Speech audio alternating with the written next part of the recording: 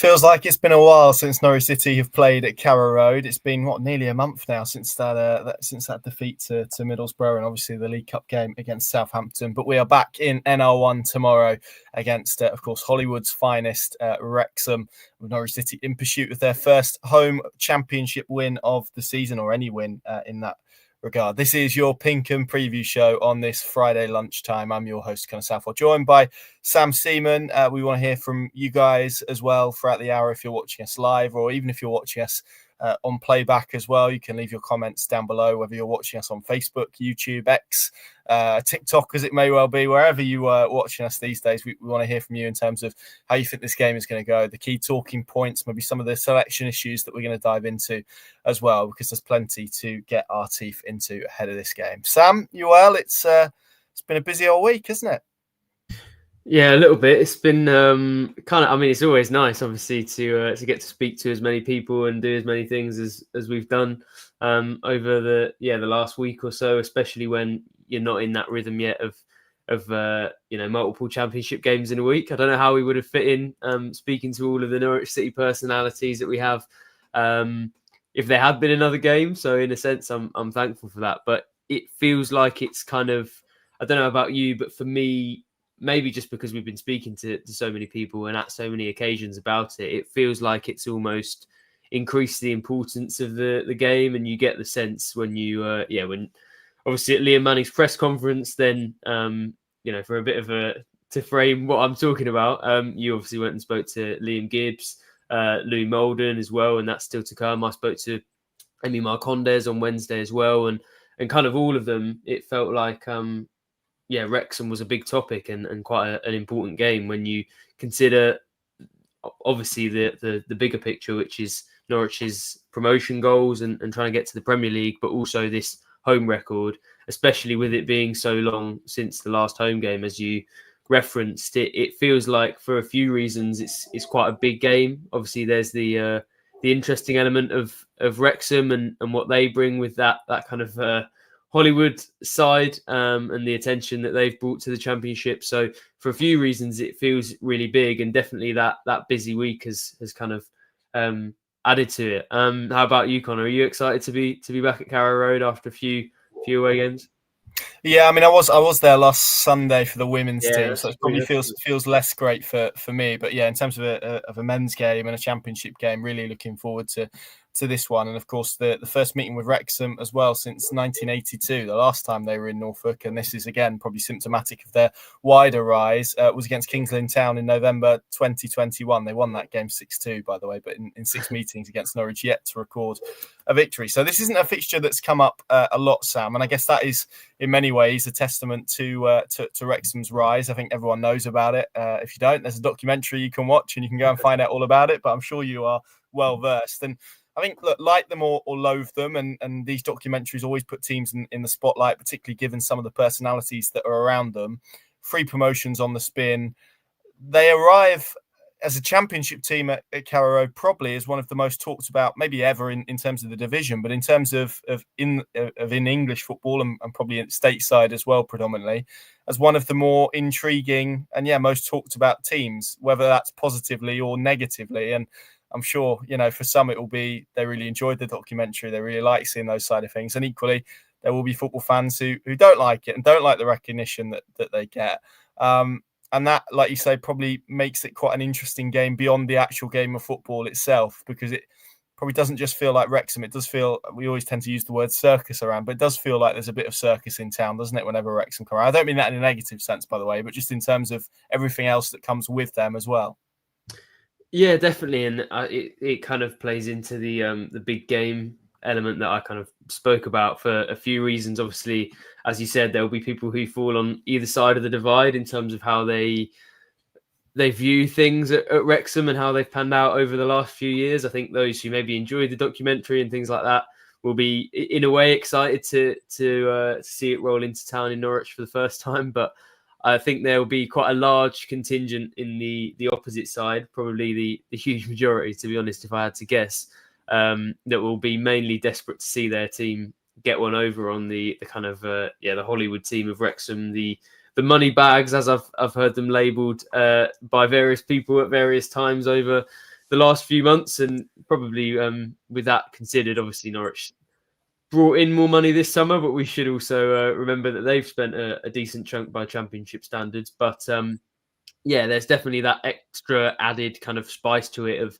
intrigue, of probably maybe slight added motivation for the players and for the fans going to Carrow Road, and also it will be interesting in terms of the team that they put out. Obviously, they've got a wide range of players who we've seen in the Championship before, and maybe even at higher levels who we've never seen in a Wrexham shirt. It will be almost an interesting combination of almost all stars, that type of vibe to the team, because maybe you put that team together and it's not quite good enough to be challenging for automatic promotion at this stage, but they're all names that we recognise. They're all players who have had really good periods in the Championship before, and I think they're having the same sorts of struggles as Norwich in terms of gelling those players together, but purely for us as viewers to see a few players that we'll recognise and a few players that I think everyone knows have cost a good amount of money.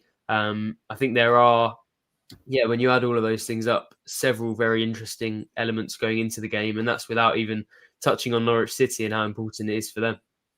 It is. Well, maybe I'll push this back to you, but I've never seen a minute of the documentary. Have you watched any of it? No, I apologise. I can't. I'd love to bring my expertise here, but no. Yeah, it's not really my cup of tea. I quite like the Sunderland Netflix one they did. Season 1 of that was quite good. I thought it tailed off a little bit. Access wasn't quite the same thereafter when they maybe realised what they got into. But some of the all or nothing ones are okay. But it's not really my cup of tea, to be honest, in terms of that. But it's been interesting to watch from afar. And look, irrespective of what you think of them, back to back promotions, never been done before in the English game in terms of the levels that they've done it at is pretty remarkable. So yeah, irrespective, I think, of what you think of them and what the perception is, and I think that's probably it for me. It's more the perception and the attention that they've got, maybe more than the club itself. So yeah, interesting in terms of that. But Sam, let's press ahead to where we're at with Norwich City. It was interesting. We did a Spaces on X in midweek, and we've got some fans on there to give their opinions, and it was kind of interesting to gauge where people are at with it. Clearly, it's been 2 Championship defeats to start the season at Carrow Road, but equally throw a League Cup defeat in there. It's 3 plays, 3 defeats at home. The first time the only time in any league season in Norwich City's history where they've lost the opening 3 games at home was one of the Premier League ones, which I'm trying to get in front of me here. It would have been the most recent one, wouldn't it? So it's not something that happens very often. And, God forbid we're talking about it tomorrow. It is only that 21-22 season in the Premier League. They lost their first 3 home games in a season. So it would be unprecedented, really, outside of the top flight for Norwich to do that. But it was interesting listening to those fans speak in terms of, I'm always quite cautious of labelling things must win, because what happens if you don't win a must win? Quite often nothing really happens or changes beyond the mood. But that is probably the most salient point for the mood, for where Norwich City are at, particularly after last weekend, where, again, we've dissected it enough. It was a good point, bad performance. I think most people would agree with that. It probably feels like, particularly at home, particularly given the context of it, supporters, and look, there are people watching and they can comment below maybe what they want to see this weekend, but it feels like it needs to be probably a marrying up of not just result and not just winning at all costs, but also some substance to back that up. Is that kind of where you're at the moment with this Norwich City side?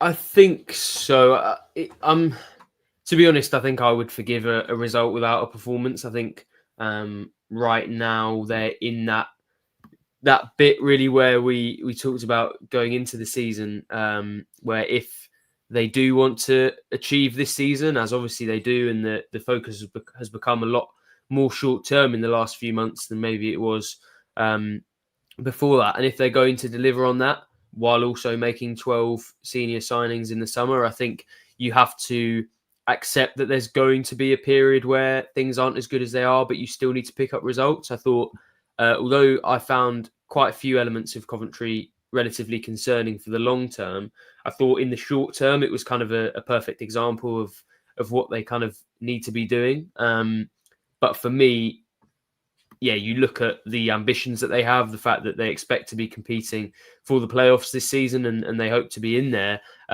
It's a sort of game at home against newly promoted opposition who, yes, have spent a lot of money, but still are clearly getting used to things, haven't been in incredible form in the last couple of weeks. They're coming off the back of quite a tough defeat against QPR.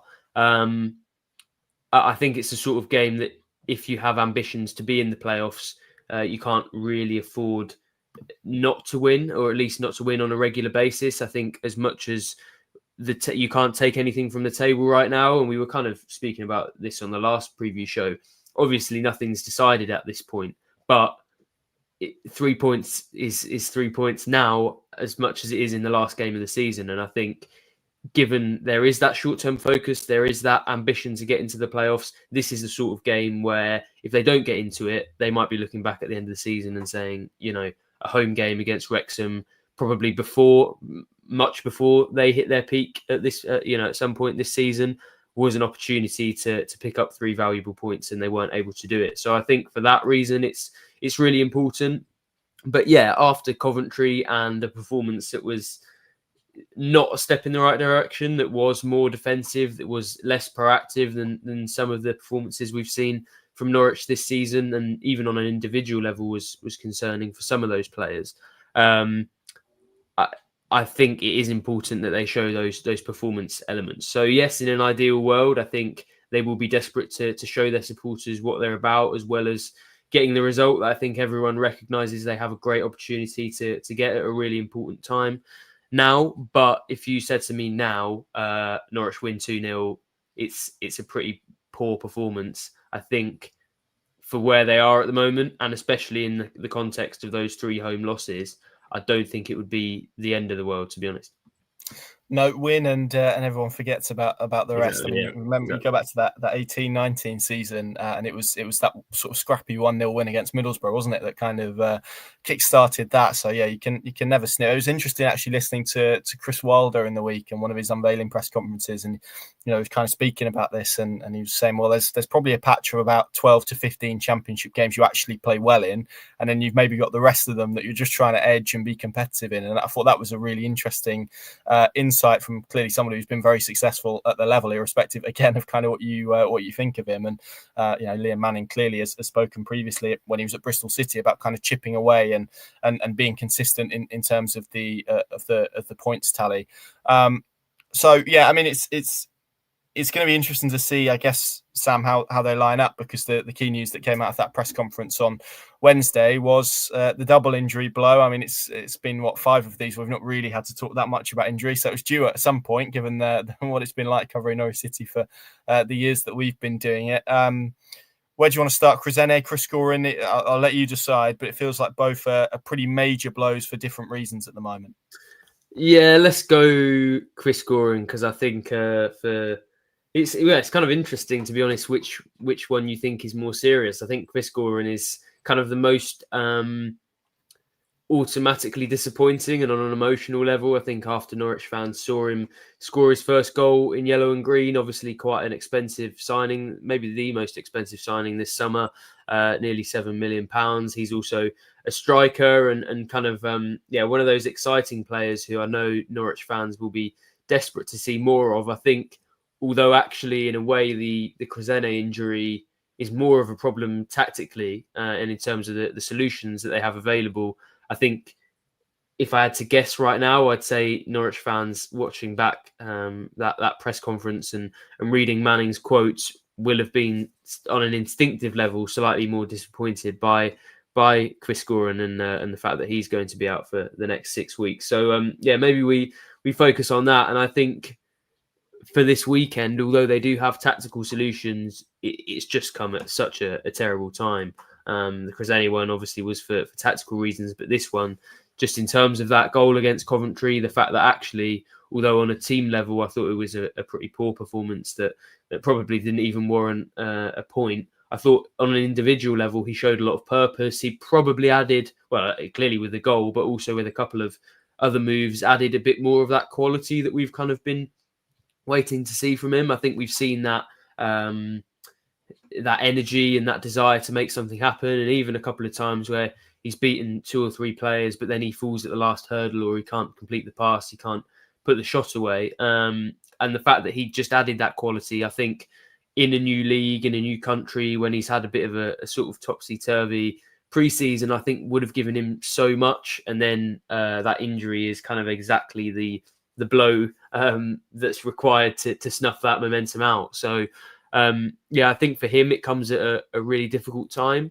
The question for Liam Manning, obviously, and for Norwich going into this weekend is who they can find who kind of offers something similar. And I think they've got a couple of options who maybe aren't exactly the same, but could offer some of the skill set that Chris Goran provides.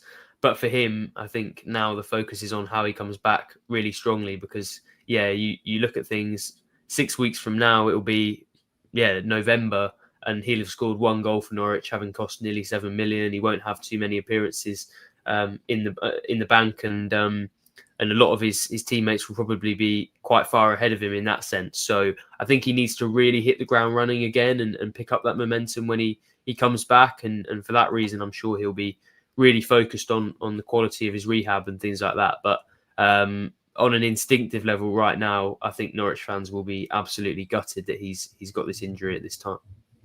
Particularly at a point where it felt like he was just beginning slowly to get up to speed. You mentioned that goal. I mean, it was, again, you don't want to throw these kind of, and I'm not sort of comparing them, but I think if you kind of closed your eyes, not that obviously that would work, but, if you didn't really know who the player was and you'd seen Teemu Pukki at Norwich, I think there was a Teemu Pukki-esque nature to the way he took that goal in terms of the touch to shift it and the finish. I know it was helped by a deflection, but in terms of the sort of rhythmic nature of how he scored that goal, felt quite similar to him. I was speaking to a Danish journalist in the week, actually, who was kind of making the point that he's had a couple of knee injuries in Denmark. So that's not necessarily great news. I was quite fearful, actually, before that press conference. You hear knee and you think, oh, goodness me, it could be, months. And, you hear horror stories with knees that keep people out for years and whatnot. And, thank goodness it's only that. So I maybe didn't wince quite much. It felt a bit more of a relief when it was weeks rather than the months that we're dealing in. But clearly in Championship football, you miss 6 weeks of football, and it's a lot of games that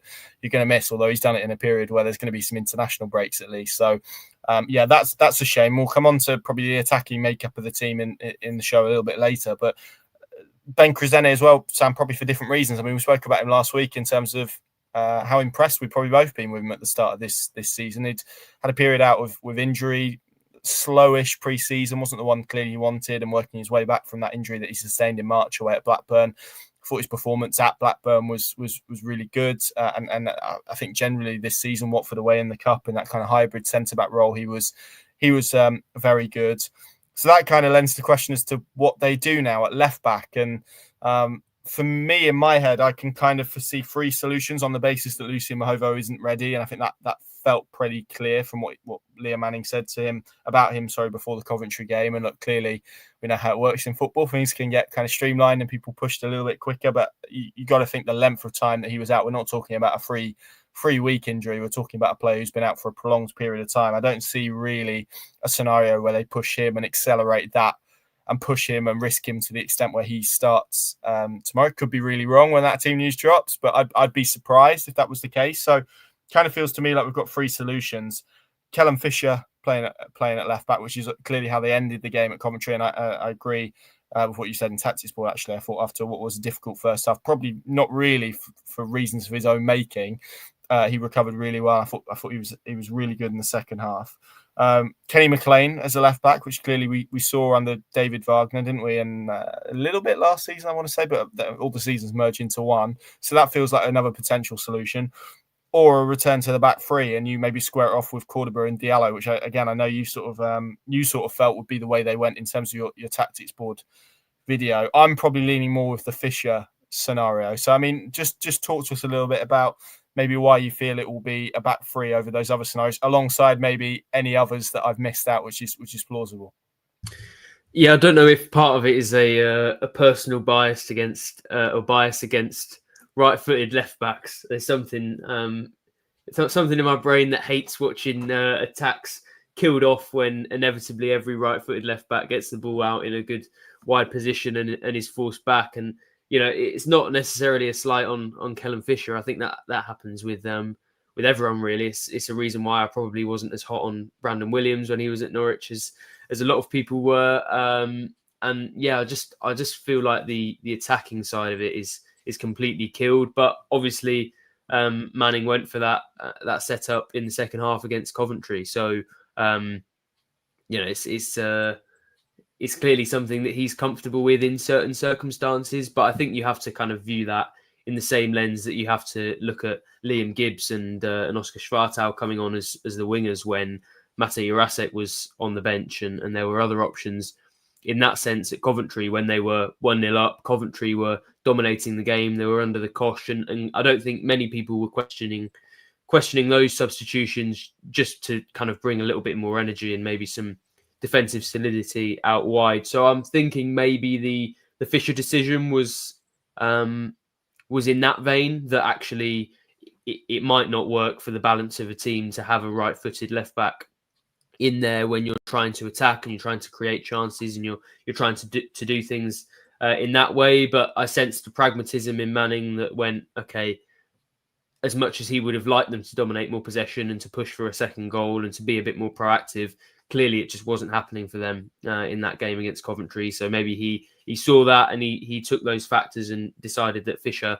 at left back with a degree of defensive solidity that maybe some of the other options don't bring was the solution. And then I think maybe in a game against Wrexham where you are expected to dominate possession, you are expected to go and be more proactive and attack things, maybe that's when you consider the in-possession elements of it a little bit more, and you don't really want that right-footed left-back who maybe slows down attacks a little bit. So that's probably why I went with the kind of back three. Obviously, the other solution would be putting Kenny McLean there, but when I spoke to him right before he came back from injury, it seemed that he was quite keen not to revive his role at left back or even at centre back. So I'm not sure if that really would work for everyone, especially when we've already seen how good McLean can be this season and how highly Manning rates him. So that leads me to a solution where, for me, the only team Norwich can put out where everyone's in their best position is a kind of back three or back five. And as Carl has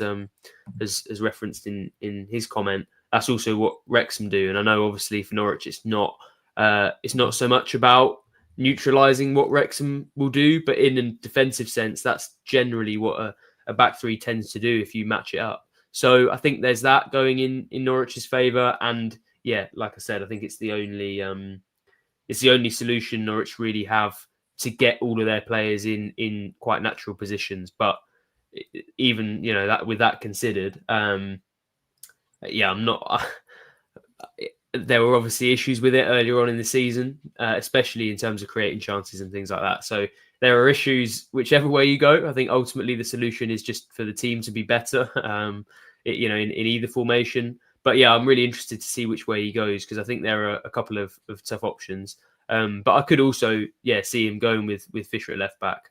So yeah, he might do that. And why is it that you think he'll do that over maybe a back three or McLean in there or something? I just think the way they've gone in the last two games with the four, particularly at Blackburn, I think there was some good signs with that. I think you then lose a bit of attacking emphasis from Diallo, which probably the conversation we're going to segue into feels, quite pointed that's where Norwich City need to improve for me. I think there's probably a big decision to make in terms of the midfield. Clearly, if you push Kenny McLean out to left back, that would kind of not solve it, but that would give you an easy way to maybe get a Pella Matson or even Jacob Wright back into the team, who's obviously back available after serving his 3-game suspension. So that might free them up as well. So yeah, I mean, part of this is about left back, but it's also the knock-on effects, isn't it, in terms of what it does. I think to kind of move it on to that attacking sense and maybe the rest of the team. I would, even with the Chris Gorin injury, I'd be quite surprised if Antti Sienat starts, which feels quite harsh thing to say when you kind of say that about any player. I think there's maybe others as well. I think it's fair though. But particularly him, I think in terms of the opportunities that he's been given in the 5 games, I just don't really think he's delivered a performance, if I'm honest. And this is someone, I've been quite vocal. I really like him as a footballer. I think there's a lot of talent there, a lot of potential. But equally, I think part of management and coaching is also recognising when players almost need to be dipped out. And I think particularly the context of coming off the bench and maybe adding a body up top or in a slightly different role against a tiring defence, sometimes that can be the re-energisation that a player needs, and that kind of feels like we're at with Antti Sienat. So yeah, the top end of the pitch I think is an interesting one. I mean, I'm about to write my column on this, so I don't want to spoil it completely, but I think it probably is time for Matej Jurasek to come in. Not played a minute of Championship football. At some point, I think they're going to have to take a risk with him, and they're going to have to try and push him, and they're going to have to try and play him, because the narrative so far has been one of kind of mystery, I think, around him. And what is he? When will we see him? Why aren't we seeing him from a fan base perspective? And all of that is totally fair for a player they spent a decent whack of money on last January. So I get why they've been so cautious with him in terms of the narrative, because imagine if he'd have come in and 60 minutes on the clock he goes down, or he clutches his leg or something. You can already see what that narrative would be. But I think at some point, we're not far off October now, that they are just going to have to take a risk and try and get him in and try and play him. And that feels to me probably like this is the natural opportunity. I think they've lacked some width probably on the right side. Doesn't really feel like anyone's grabbed that. So I'd like to see that. And then, the midfield setup is interesting for me, because and it's a good place to be when Norwich are at competition. But if they do stick with a back four, and this is why it all blends together for me, do you then sacrifice what Chris Goran gave you at the top of the pitch to get an extra midfield in and try and gain some control? That's maybe the major question for Liam Manning. So I'll put that to you, Sam, in terms of that midfield and attacking element. What's in your head at the moment in terms of how Norwich City get a little bit more change out of that attacking unit than what they have done probably in the opening 5 games or so?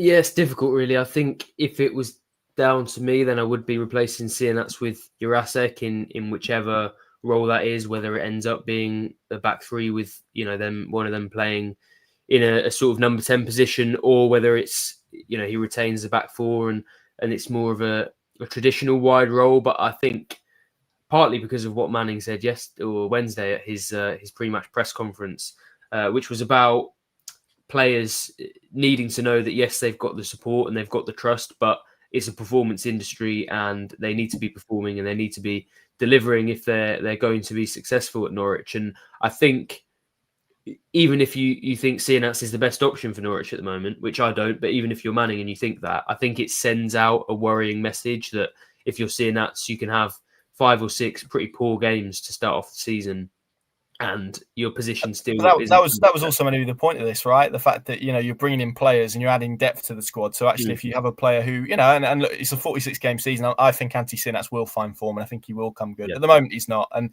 there'll be points in time where players who are performing well at the moment aren't. But that's the point of a deeper squad, isn't it? That you may give you more options to, I guess, right, if you're not performing, you drop out and someone else gets an opportunity to do that who should be able to take that. That's kind of the point of what they've assembled, really. Exactly, and it's the message it sends to both sides in terms of playing poorly shouldn't give you a place in the team the next week, and training well while the person in front of you plays poorly should give you the chance to come into that team. So I think for everyone in this squad, really it would be a positive statement to make to kind of make that change. And then in terms of the midfield and how that plays into the attack, I find it really interesting. I think actually Emi Marcondes coming back might be bigger for them than maybe we'd otherwise think, because I remember saying to you at Coventry, and actually I've thought it at a few games, you get that sense that Topic is the one who bursts into that space, who finds the room in midfield, who gets the ball a lot of the time, looks up, and Josh Sargent is making a good run in front of him. Chris Goran was as well at times, but for all of his strengths, and I think he looks like a good signing from what we've seen so far, I don't think playing that final ball and taking a risk with the through ball is really his strength. But ultimately, you look at the kind of midfield that Manning has gone for so far, and it doesn't feel like they've really got that creative option. They've got a kind of mechanical 2 in there, and even if McLean were to move to left back and Jacob Wright or Pelle Mattsson would come in, none of those options really have that traditional creativity where you can see them threading the eye of a needle with a perfect pass or creating a chance in that way. Whereas I think Marcondes isn't Wes Hoolahan or James Maddison or Emi Buendia, but he certainly has more of that creative instinct than maybe any of the other midfielders. So even if he isn't going to be in that kind of typical 2 if he ends up being a sort of number 10 or in the front 3 just behind Josh Sargent, then I think getting the ball into him is an avenue for trying to create those chances that maybe otherwise they don't have. So I think he would be in there for me. And then it depends on obviously what you do with the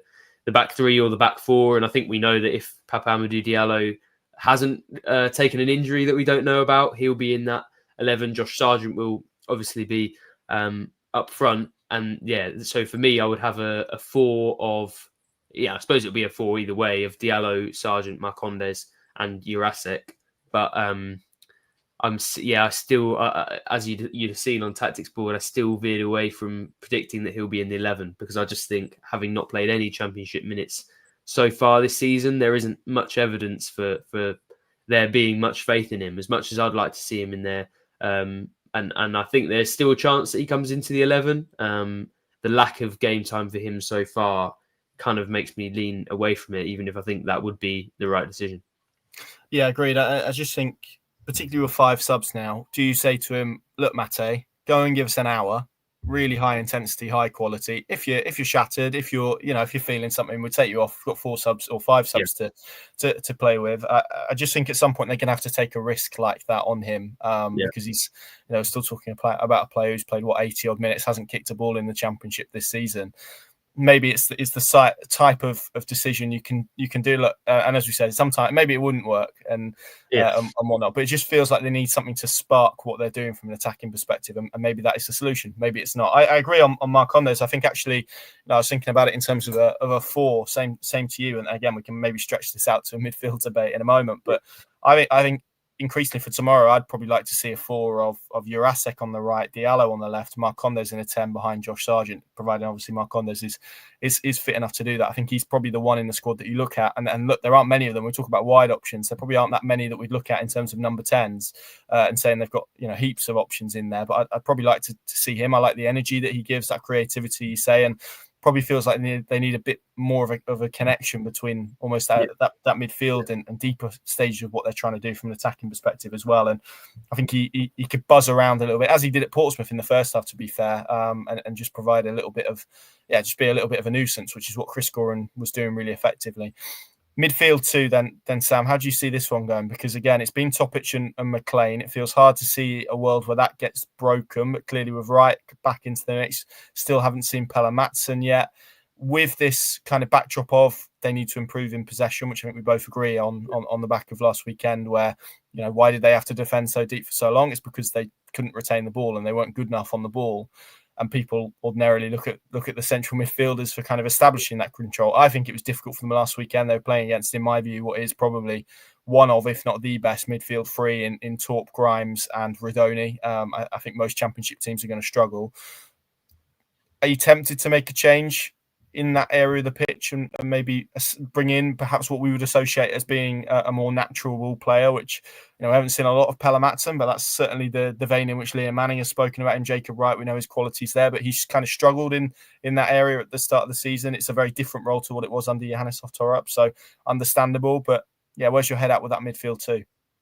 Yeah, I still think most of the issues are structural rather than personnel, really, especially when the personnel, I mean, and you've mapped out there, to be fair, why maybe Madsen and Wright are slightly different, but I still see them as more deep-lying midfielders. They're not really even number 8s, let alone, number 10s and players who can create chances in that way. Certainly they don't give you, and I apologise for mentioning his name, but what Marcelino Nunez offered you in that sense. So I don't know if Madsen or Wright would offer much different, particularly because, as you mentioned, Wright hasn't really been doing much of the kind of forward playing in the early games that he played this season. He was kind of a number 6 who played a lot of passes, out wide and maybe wasn't. I think he's got a decent long pass in him, but I don't think he was getting particularly close to Josh Sargent and things like that. So for me, that's why I feel like Marcondes could be really important, because I think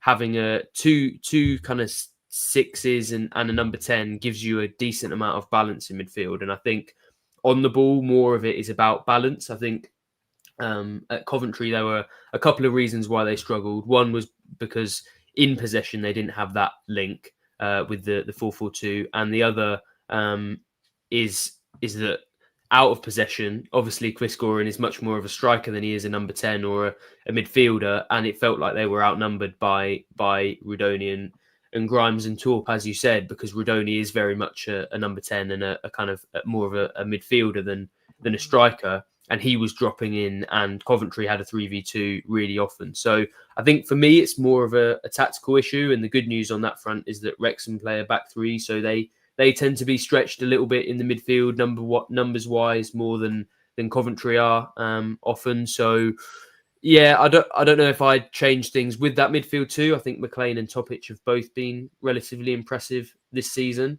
but there is the element of what you do at kind of number 10 and how that helps the midfield principally out of possession. And also the kind of interpersonal elements of the fact that Maatsen hasn't even been seen in a Norwich shirt yet. And I'm sure he's desperate to make that debut. So a few things to consider, but I don't know if I would be changing anything major for tomorrow's game. What about you? Yeah, it's me neither. I think I'll probably at least start with those two again. Like you said, I've been impressed with Topic. I thought he probably is not his best game last weekend, but it wasn't anyone's best game last weekend, to be completely honest. And yeah.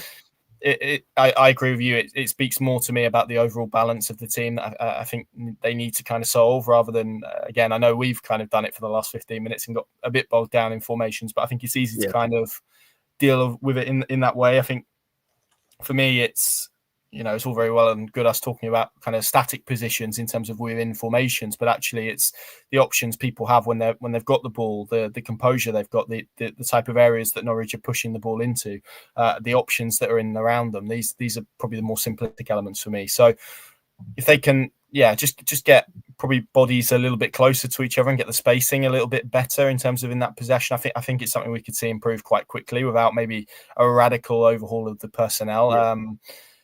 That being said, it probably feels like, well, if we get to half time and we're still talking about, they've had issues in possession and they haven't used the ball very well, then I think you'd probably have to look at changing it then, be it from probably a personnel perspective. I think there is an argument on the basis of what we've seen so far to maybe sacrifice an attacking body and try and add just another midfield presence in there. Maybe we just spoke about Marcondes. I think he could probably do that dual role and be almost an 8.5, 10 type of player quite easily.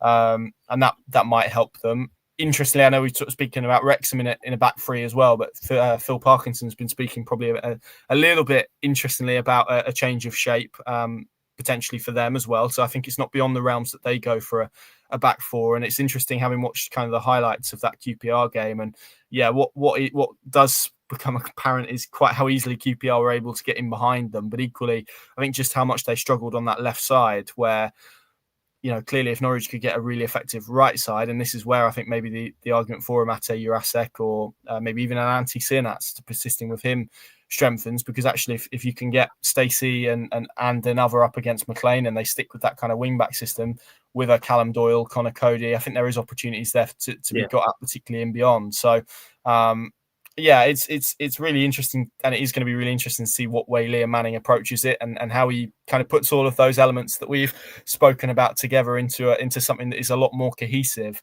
But it feels like, Sam, again, just to maybe sort of end this part of the conversation where we started it, for mood rather than anything else, what happens tomorrow? We know how the Championship works. It's not going to be decisive. It's not going to really impact how the season ends and where Norwich City are going to end in that sense. But certainly for mood and certainly for where Norwich City fans are at, it feels like quite a big one in terms of setting that, because as we say, the context of the defeats against Millwall and against Middlesbrough, with that Coventry performance as well, if Norwich were then to go and lose this game or really struggle and pick up a point in this game, that's not going to ease any of those issues. Liam Manning's been big on togetherness. We know how keen he is to get things going at Carrow Road. Yeah.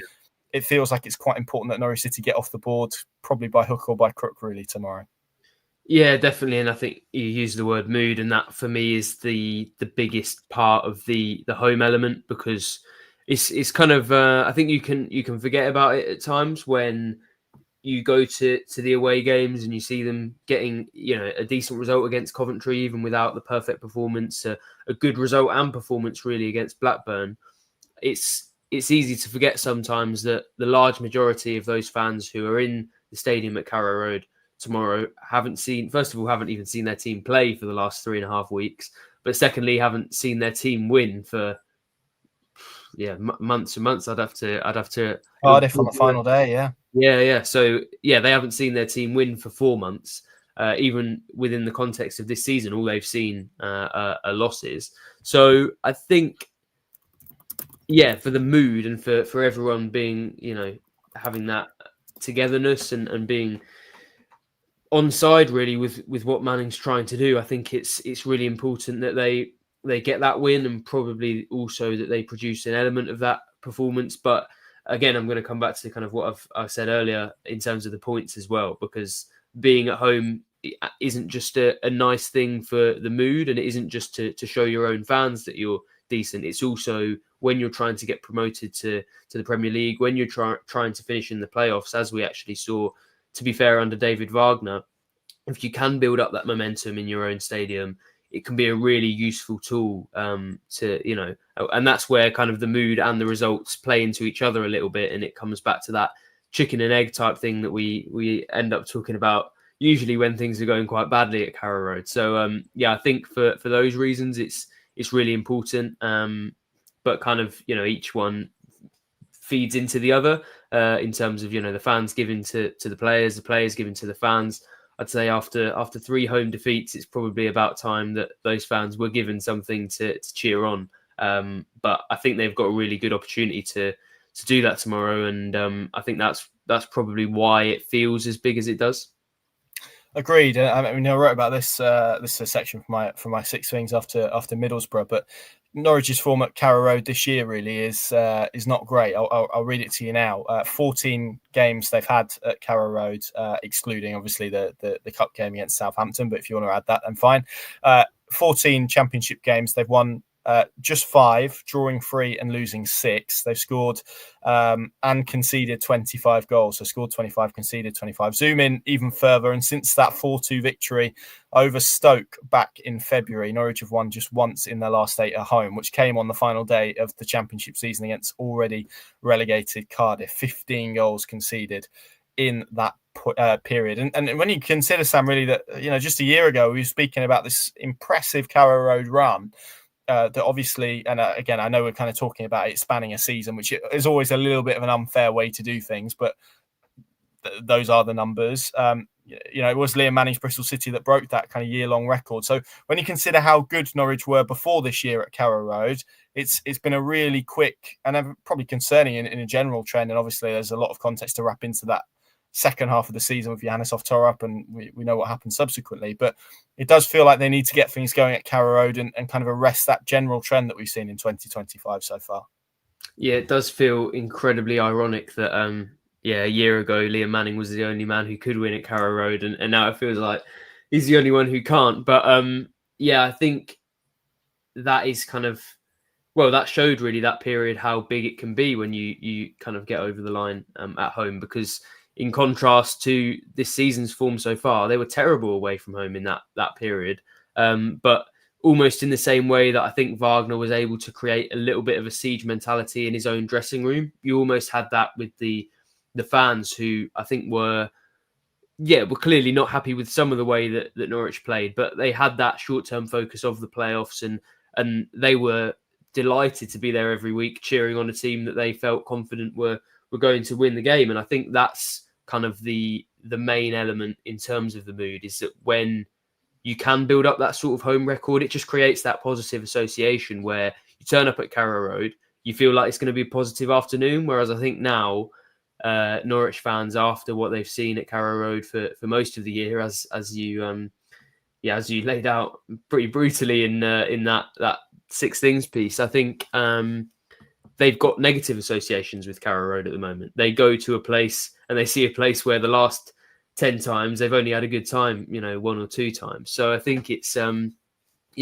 really important that they do manage to turn that round. And as I said, it's kind of a win-win for everyone, because mood is important for PR and for shirt sales and for all of these things, but it's also important because you want that extra noise in the stadium. You want fans to turn up and feel almost the way that Norwich players must have felt at the CVS last weekend when they were trying to force a win over the line, and it almost felt like the Coventry fans wouldn't let them with the amount of noise that they were making. So yeah, I think we've seen in various contexts how important a good atmosphere at home and a good feeling at home can be for a club trying to reach the playoffs.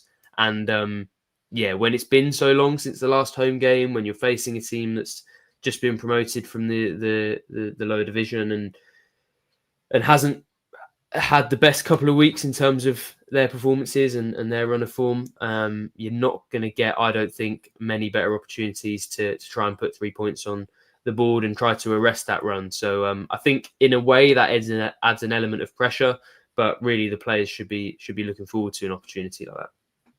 Yeah, and this is kind of the issue I have with labelling things must win, because what happens if they don't win, and it's in reality probably nothing. But it does feel, in terms of mood, it feels like it could, if they could win it, it would be most helpful. I think it's probably the best way I would say it, and probably at least shift some of that narrative that particularly has grown this week in light of what was a pretty dismal performance at Coventry, good point or bad point. And it's interesting, Sam, and as we probably begin to look ahead and round up where we are, will be live for probably another 5 minutes or so. You look at this game, and whether you do like the numbers, don't like kind of the underlying numbers and data behind it, those numbers, which again, very early, very premature, can't really read too much into them. But after 5 games, it is Wrexham and Norwich who have conceded the most chances in the Championship. So this one's going to be full of goals, right?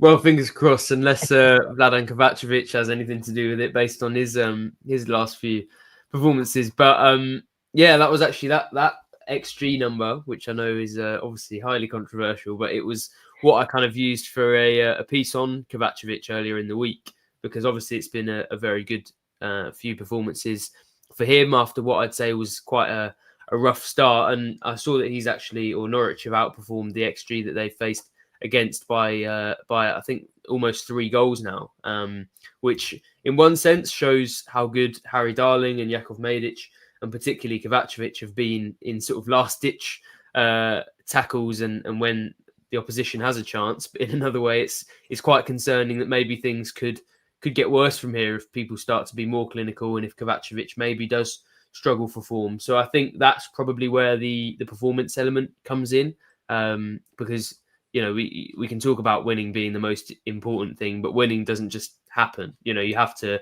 most of the time, even though not all of the time, and probably this goes for the Championship more than any other division, not all of the time you need to earn the win. Most of the time, it certainly helps if you can be the better team on the afternoon. So I think there is that element of performance that they need to produce. But as you said, it should be a pretty fun one with how Wrexham have been, how Norwich have been.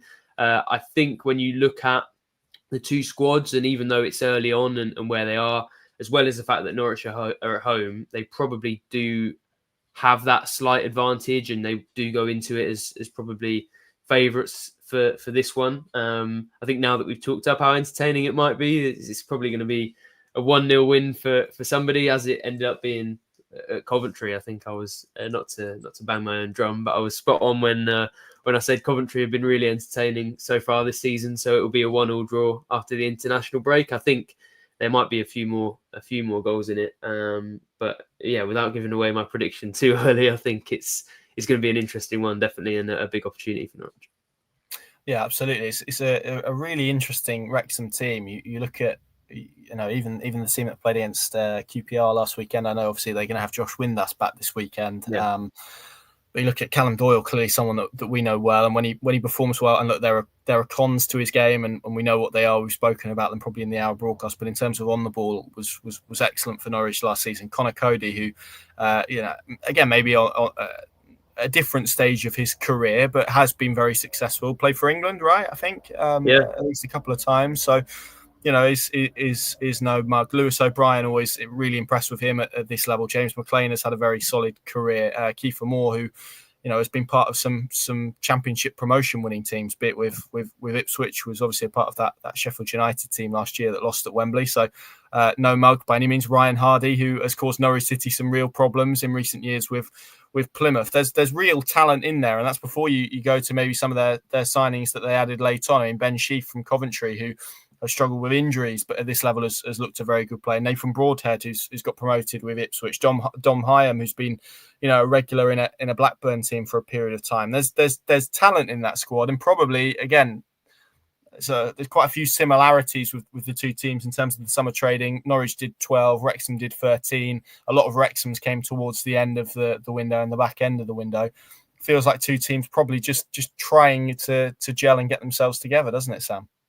Yeah, and maybe that doesn't bode well for the quality of tomorrow's game, but I think it probably shows you in a way how hard Liam Manning's job has been, and maybe this is relevant for Phil Parkinson as well, as he comes under a little bit of criticism and speculation about his job. But when you think Manning was coming in, and first of all, there's the element of trying to kind of gel everyone together and deal with those elements of the team. Plus, he's got to do it, in pretty short order. When you see what happened with Johannes Torup and how kind of brutally he was dispatched when it looked like things weren't going Norwich's way towards the end of last season. I think to marry both of those things in one season, that's kind of why I spoke about winning being much more important than the performance. But I think, it underlines how difficult a job both of those head coaches have got. I think probably both of them need wins for different reasons. Parkinson probably at the other end of the scale with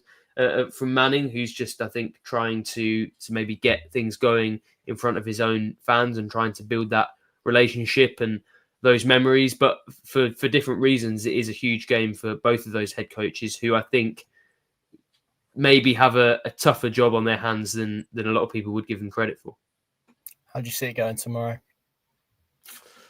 I feel relatively optimistic. I think for all of the reasons I've kind of talked about in terms of Wrexham's form, the pressure on them, the fact that they're still gelling, Norwich being at home, and just the kind of positive sense I get from inside the camp. I think from being at Manning's press conference and speaking to Emi Marcondes, who I think, well, people can go and read the quotes and watch the chat on this YouTube channel or at pinken.com, and he certainly was very confident going into this game. So I think, to be honest, vibes plays quite a big part for me in football when you're kind of going into a game, and I think the vibes are pretty positive from the Norwich camp.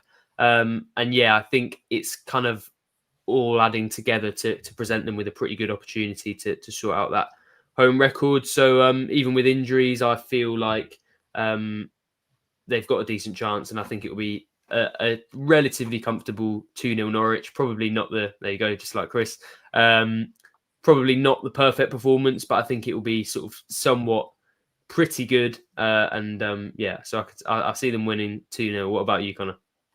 Yeah, I'm going to go with a Norwich win. I'm going to agree with Finlay in terms of the scoreline aspect, maybe not the other stuff he's added around it. But yeah, I'm going to go for a 3-1 Norwich win, and hopefully a performance to back that up as well. And that would then really feel like they've got some good momentum. And it's funny how quickly things would change. We've spent, a lot of time speaking about narrative. That would be 2 wins from 3, 7 points from 9. It suddenly feels and looks a lot different, right? And that's how quickly the Championship can move, albeit ahead of what I think is a tricky looking trio of games after this on paper. Stoke away, West Brom at home in midweek, and then obviously that East Anglian derby to take us into the October international break. So probably feels like a win would be most appreciated here, and I think Norwich City will get that. Dom is going for a 1-1 draw. Let's see what else we have got here in terms of score predictions. I've flashed a few up while you were speaking, but I'll read them out. So Chris has gone 2-0. Matt's gone 2-1 Norwich. Joe saying 3-1 Norwich as well. So there is a lot of positive. I saw a 4-1 in there as well. I think that might have been from Shaney. So yeah, a lot of optimism and positivity hopefully in there, and let's hope all of that is retained come about 5 o'clock tomorrow, and we're talking about Norwich City getting off the mark in terms of that first Carrow Road win. That does us nicely then for this edition of the preview show. We'll be back next week to look ahead to that game against Stoke City away, who've made a very good start as well. So that's going to be a fascinating one. And we will, of course, be at Carrow Road tomorrow to bring you all of the coverage, analysis and reaction to however it does unfold against Wrexham tomorrow afternoon. Myself and Paddy Davitt will be live across our channels from 1:45 for the team show, about 24 hours from now, to preview this game, and then we'll see how it goes. Thank you very much for joining us. Pinkun.com, the place to go. Enjoy the rest of your Friday. Enjoy the sunshine. I think we've got one last burst of it now before autumn really truly does set in, and we'll see you soon.